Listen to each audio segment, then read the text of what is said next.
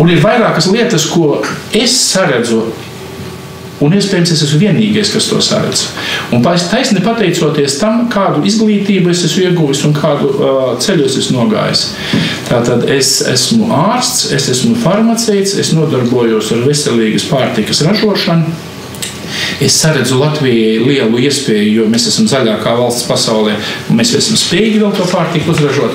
Es saredzu, ka ir notikusi traģēdija valsts mērogā, ka teiciens bērniem to labāko, kas bija padomju laikos, ģeķiem Samuēlu Lučē, es esmu aizstājuši teicienu bērniem pašu lētāko.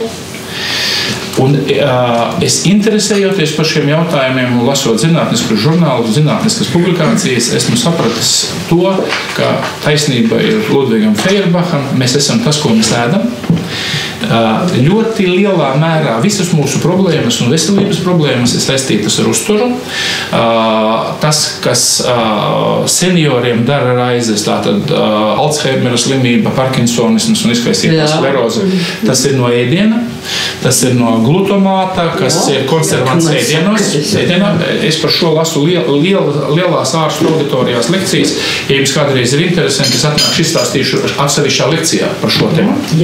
Un tā lietas būtība, tas, kas ir raksturīgs demencei, kā es zinu, bet šī mirklī es nevaru atcerēties vai vārdu vai skaitli, šī problēma ir visiem, arī šiem jaunajiem cilvēkiem.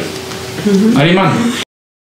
Un tā traģēdija ir tajā, ka mēs šobrīd, vispār pārtikas industrija ir gājusi ne to ceļu. Viņa taisa tādus produktus, kādus pieņem pretīm lielveikali. Viņiem vajag, lai tas produkts ir mūžīgs, lai viņam ir mūžīgs derīguma termiņš, lai viņš smaržo, garšo, kraukšķ, čaukst tieši tāpat mūžīgi, ja? Lai nav viņiem jāmet ārā. Un viņi savā starpā konkurē, lielais izaug aprijot mazos ražotājus, un vienmēr ir tikai viens kritērijs – lētāk. Un tas, kas ir dabīgs, tas ir pārtikas industrija ienaidnieks. Un cilvēka bērns, un mēs esam bioloģiska suga. Tas ēdiens, ko dodam mēs mūsu bērniem, viņš nav sugai piemērots. Viņš nav piemērots arī vidēji gadagājuma cilvēkiem un veciem cilvēkiem, bet īpaši bīstami tas ir tad, ja mēs to dodam bērniem. Cilvēka bērns celtniecības materiālu savam organismam var uzņemt tikai ar ēdienu. Tajā skaitā arī smadzeņu celtniecības materiālu savai pelēkajai vielai.